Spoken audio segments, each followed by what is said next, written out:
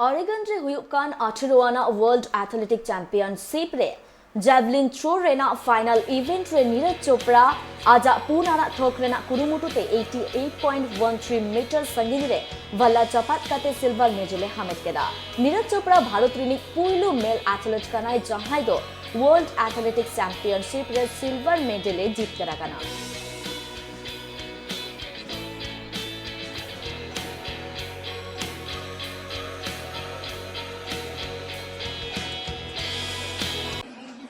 अच्छा था सर, जैसा भी मतलब ट्रेनिंग का जो भी टाइम मिला कोशिश की थी कि इसको अच्छे से यूज करें, क्योंकि कम टाइम था।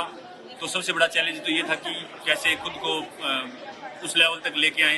तो बड़ी मेहनत की। मुझे लगता है कि असली जो स्पोर्ट्स का मुझे पता अभी लगा ओलंपिक के बाद में कि कितनी मेहनत करनी होती है और कितना हार्ड वर्क करना होता है। पर मैनेज कर पाए सर, और मतलब अच्छी थ्रो लग रही है। मैं ऐसा बोलना चाहूँगा क्योंकि 2 बार नेशनल गोल्ड इस बार किया है और अच्छी थ्रो है। ठीक है नीरज, अक्सर हम देखते हैं कि पहला थ्रो आपका बहुत स्ट्रांग होता है, जी। आज उतना नहीं था। तो आपके मन में क्या चला था? आपने डेलिब्रेट फॉल भी किया था पहले थ्रो के बाद। हाँ, मैं कोशिश कर रहा था कि पहले थ्रो से ही खींच के चलूँगा कंपटीशन, पर इतना अच्छा नहीं निकला पहला थ्रो और फाउल करना पड़ा।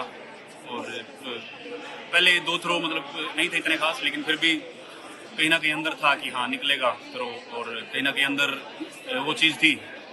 और ठीक है, जो भी रिजल्ट आया उससे खुश है और अच्छा है कि मेडल तो जीता। वर्ल्ड एथलेटिक्स चैंपियनशिप में नीरज चोपड़ा ने आज देश के लिए सिल्वर मेडल जीता है और ये पहला इतिहास बना है हमारे लिए।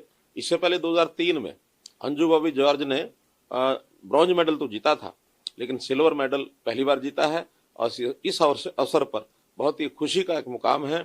मैं अपनी ओर से, हरियाणा सरकार की ओर से नीरज चोपड़ा को बहुत बहुत बधाई देता हूं, बहुत बहुत शुभकामनाएं देता हूं। और ये हरियाणा के लिए गौरव की बात है।